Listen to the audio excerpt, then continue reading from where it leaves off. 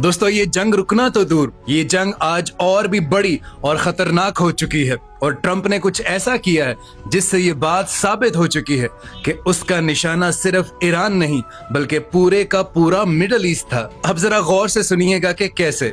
Iran ने कल Israel के अराद रीजन पर अटैक किया और इसराइल का आयरन डोम उस मिसाइल को रोकने में बुरी तरह से नाकाम हुआ, जिसके नतीजे में इसराइल में काफी सारी कैजुअलिटीज हुई।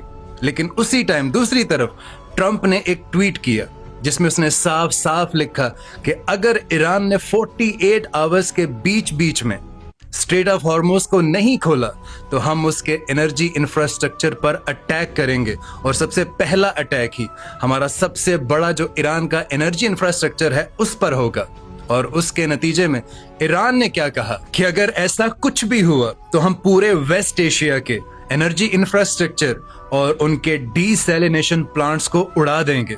अब सोचने वाली बात यह है कि कतर की सिर्फ एक रिफाइनरी के डैमेज से पूरे एशिया से लेकर यूरोप तक एनर्जी क्राइसिस ऑलरेडी आ चुका है। अब अगर ट्रंप ईरान के एनर्जी इंफ्रास्ट्रक्चर पर अटैक करता है तो बदले में ईरान वेस्ट एशिया के जितने भी मल्टीपल एनर्जी प्रोजेक्ट्स हैं उन पर अगर अटैक कर देता है तो आप सोच के देखिए कि इन्फ्लेशन और एनर्जी क्राइसिस किस हद तक बढ़ जाएंगे। और रही बात डीसैलिनेशन प्लांट्स की, तो यही तो अरब की बैकबोन है, यहीं से तो अरब को पीने का साफ पानी मिलता है। और अगर ईरान इन्हीं डीसैलिनेशन प्लांट्स पर अटैक करता है और अगर ये प्लांट्स डैमेज हो जाते हैं तो पूरे का पूरा मिडल ईस्ट सर्वाइवल मोड पर चला जाएगा।